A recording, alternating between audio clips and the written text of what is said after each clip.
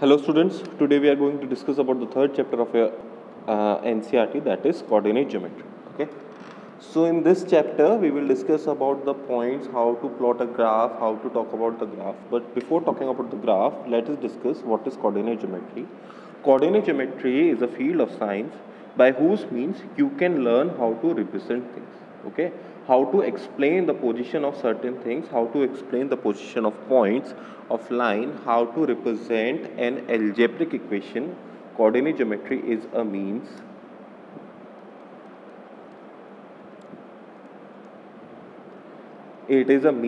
to express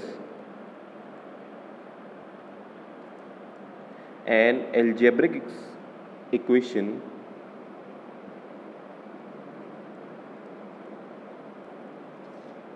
expression in the form of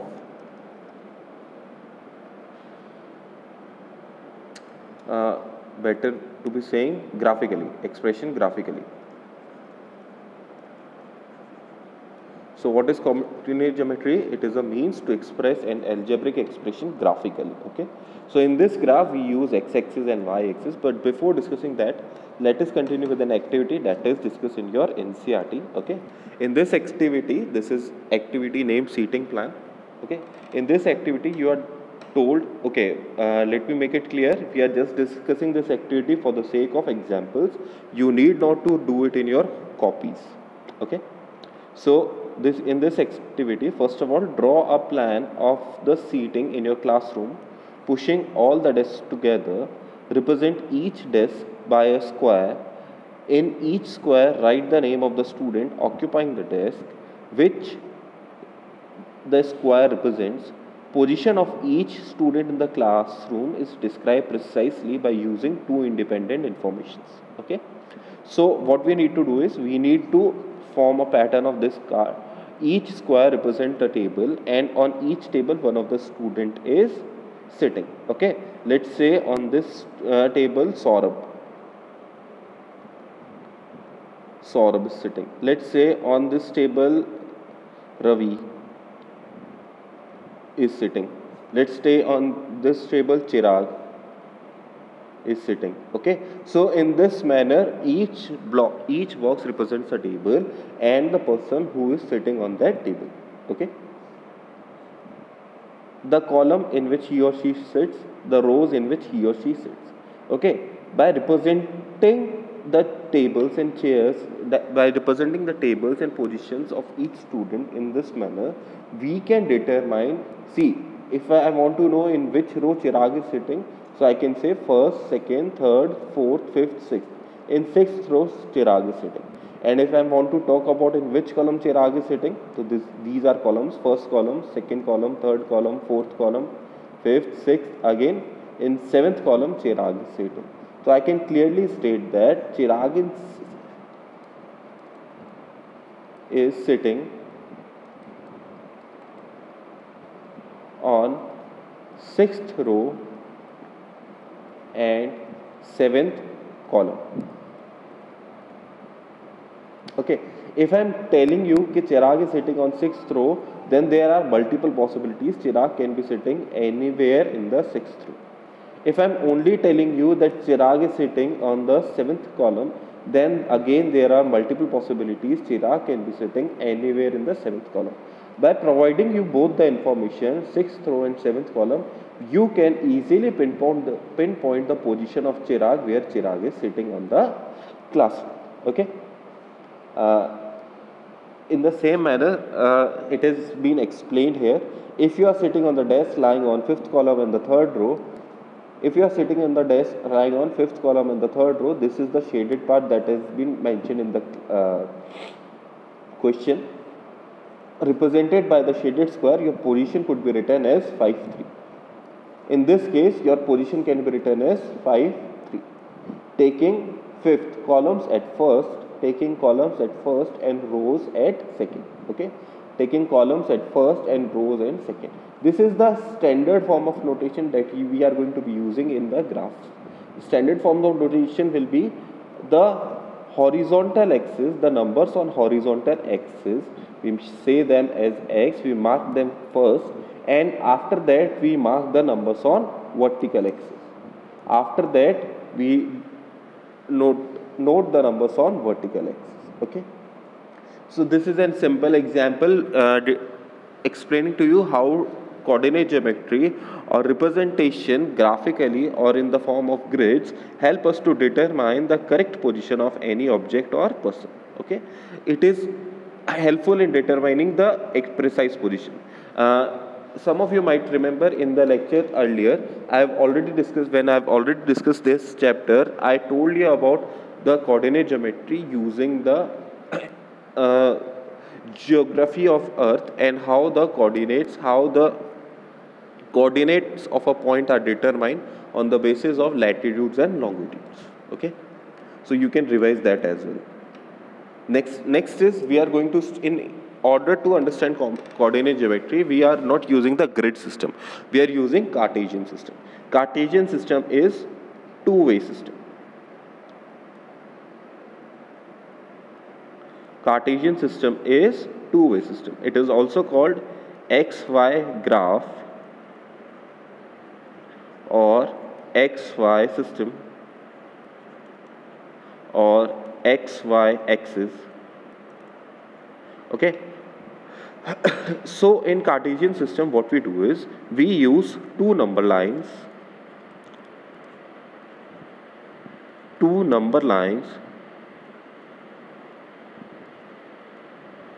perpendicular to each other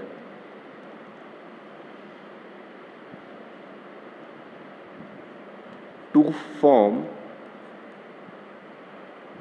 x-axis and y-axis. Let me remind you, x-axis was the horizontal axis and y-axis was the vertical axis. Okay, so like this we use two number lines. Okay, on the number line there is a midpoint that is called origin. Okay, that is marked by 0. The line goes from minus infinity to infinity. There is a gap of 1 unit distance between each number. There is a gap of 1 unit distance between each number. Here this unit is up to you. You can take one unit as 1 centimeter, 2 centimeter, 5 centimeter, 60 kilometer. It is up to you and the instrument that you are using. Okay, so these are two axes. The horizontal one is x-axis and vertical one is y-axis. We combine both of these axes to form the graph like this for the coordinate geometry. In this graph, the point of intersection of both the axes is called origin. Point of intersection of both the axes is called origin. Axes are moving from infinity to negative infinity. The negative x-axis is represented by x dash. This is x dash. The negative y, that is towards the south, is represented by y dash. Negative x is towards the left hand side. Okay, right hand side and the top one are both positive. Left hand side and the bottom one are both negative. Okay, it is also mentioned here positive y-axis, positive x-axis, negative y-axis and negative x-axis.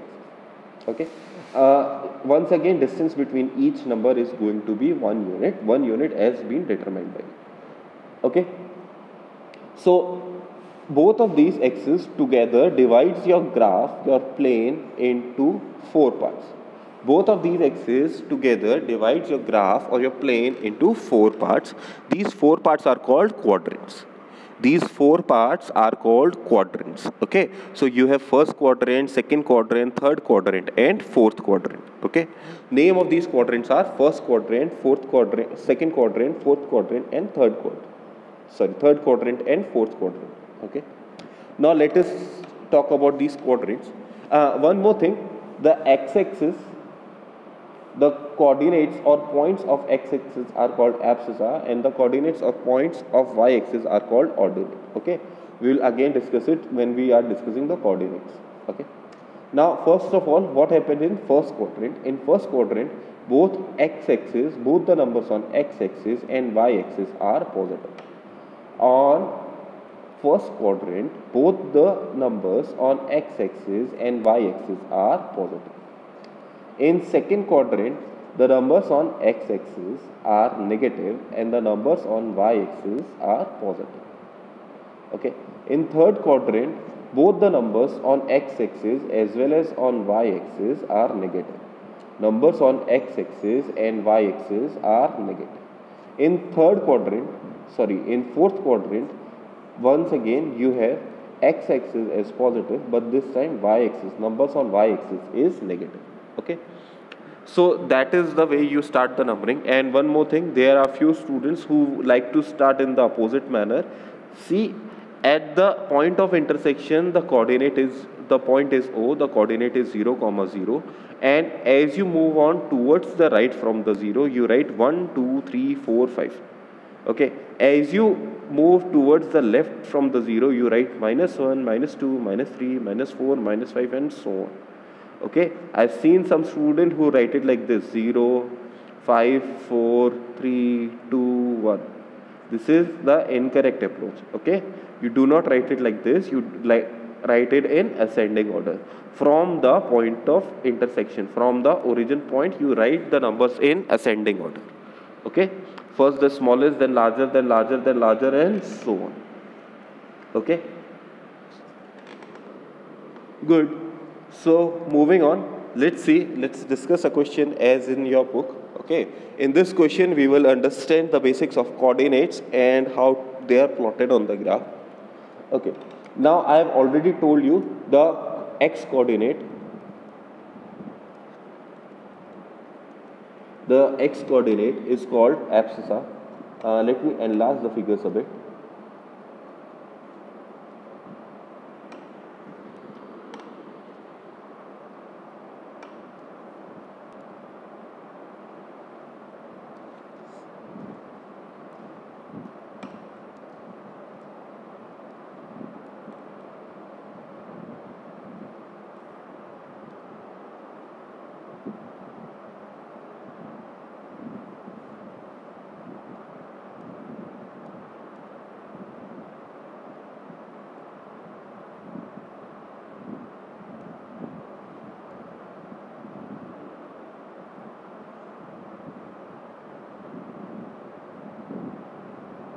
Okay, this is okay. Yes, it is visible now. Okay, now let's see. Once again, let me tell you the x coordinate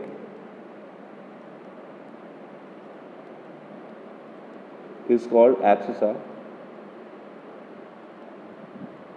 and y coordinate is called ordinate. Okay, what are coordinates? The paired numbers x and y, where x is the first number, y is the second number, are called coordinate. This is the paired number. Okay, we take the numbers on axis first, and then we take the numbers on y axis along with their signs. Okay, now we have coming to solving this question. So the first part is coordinates of point B. So this is point B. So how do we determine its coordinate? First of all, we see the perpendicular on the x-axis and we see the number on that point, that is -5. And then we see the perpendicular on the y-axis and the numbers on that is 2. Okay, this is the second quadrant. On second quadrant, x is negative, y is positive. Coordinates of point B will be -5 and 2. Therefore, its abscissa can be said as -5 and its ordinate can be said as 2. Okay. Next is coordinates of point C. So coordinates of point C, this is point C here at the bottom in the fourth quadrant. In the fourth quadrant, the number on x-axis will be positive and the numbers on y-axis will be negative. Let us see first of all, the perpendicular from C on x-axis will result to 5 and perpendicular from C on y-axis will result to -5. So the coordinates of point C will be 5 and -5. Here abscissa is 5 and ordinate is -5. Now in third part, we have to identify the point by the coordinate -3 and -5. In this diagram, we have to identify -3 and -5. So first of all, x is -5. First of all, let us see the sign of both x and y coordinate are negative. Signs of both x and y coordinates are negative. That must mean the point is going to lie on third quadrant. The point is going to lie on third quadrant. So it is either H or E. Okay, let's see. The x coordinate is -3, so -3, -3. The perpendicular from -3 is at E, and y coordinate is -5. Once again, perpendicular from -5 meets at E. Okay, perpendicular from M and perpendicular from -5 both meets in E. So therefore, E is our answer. Okay.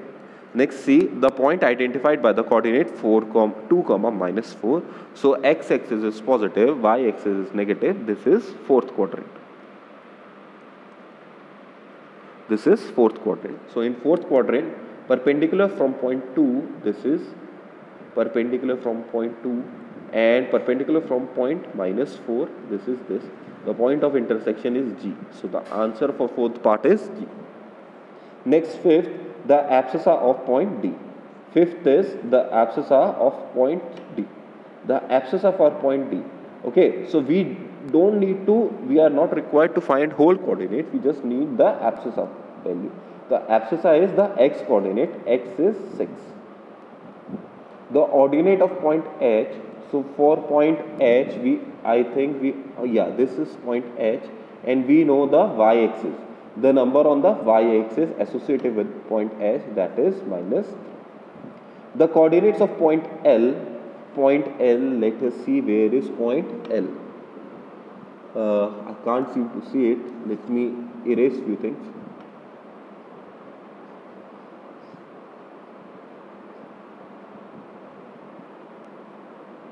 This point L is on y-axis. Point L is on y-axis.